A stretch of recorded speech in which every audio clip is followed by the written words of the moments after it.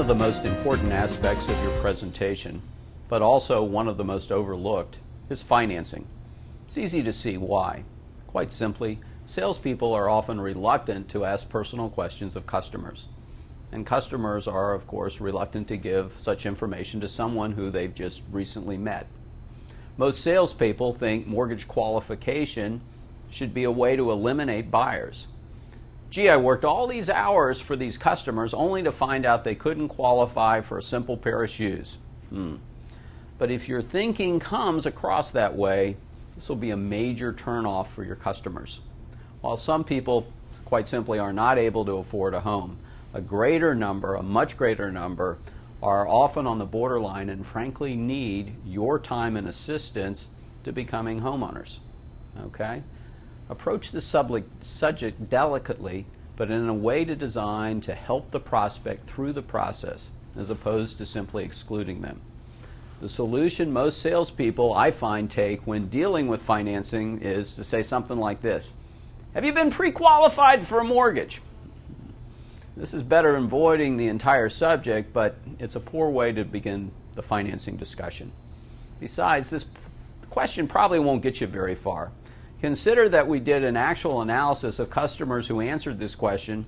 We quite frankly found out that 40% of the customers who said they were, quote, pre-qualified were actually had a limited pre-qualification that didn't go much beyond comparing the cost of their home with their income, something what we call back of the napkin pre-qualification.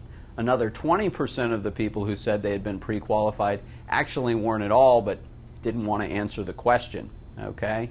And the given ratios by someone they thought was reliable. For instance, a couple's parents may have told them a few years ago, never buy a home that's more than 2.5 times your annual income. And 15% of the customers who said they were pre-qualified actually just used the same ratios they had been given the last time they purchased a home. This doesn't take into account changes in the financial system along with changes in the mortgage industry which have occurred since the last time they purchased. So if you add all those up, in fact, only about 35% of the people who said they were actually pre-qualified actually belonged in that category. So, what's your role?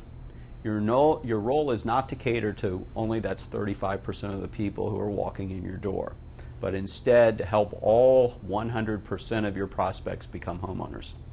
The best way to start this area of questioning is to begin this way. Has anyone taken the time to follow through the mortgage qualification process with you? Let me say that again.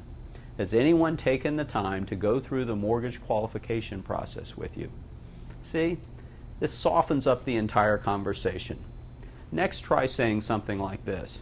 Now I want to take some time to help you understand what is involved. I'm not here to exclude you. I'm here to simply help you. Okay? For many people who are moving up from another home, they assume that the mortgage business is the same as it was the last time they bought, right? But what if it has been more than several years? They'll find out that the mortgage business has become far more sophisticated and has far more options than they even considered. The role of the salesperson is to categorize prospects' priorities, just like you do this for the home and the home site and the community and the location. I also hear many salespeople say not taking ownership in the mortgage issue and simply sending it down the street to their mortgage broker. And while not every salesperson is required to do mortgage qualification, you should be schooled in some basic aspects of the mortgage qualification process. In addition to understanding such basic concepts as front-end and back-end ratios, you should also be able to understand and cater to the customer's needs. Most mortgage programs are designed to appeal to only one of 4 financing priorities. It is therefore important that your customers understand that for a mortgage company to be successful, they have to be extremely competitive in all 4 areas, but with that said, which one of these would be a priority for you? For some customers, they want to minimize their out-of-pocket upfront costs. For other customers, they want to minimize their monthly payment. A third group simply wants the lowest interest rate, and the fourth group wants to be able to qualify for a home even if they have credit issues. Again, you won't know what the customer's priorities are until after you ask some key questions. And even after you pass along the information to your mortgage company, be sure to stay engaged in the process. Remember, as I like to say, half the mortgage loan officers offer below average service. It's the nature of the beast. And you want to be on top of any unforeseen customer hiccups, which can sidetrack not only the mortgage, but the sale. Most of all, you are an active partner in every facet of a prospect's home buying decision, and financing plays an integral part in that equation. So remember, don't download mortgage qualification to others. Don't allow mortgage qualification to exclude your home buyers. Use it as a way to include more home buyers and get more than your fair share of sales. Thanks so much.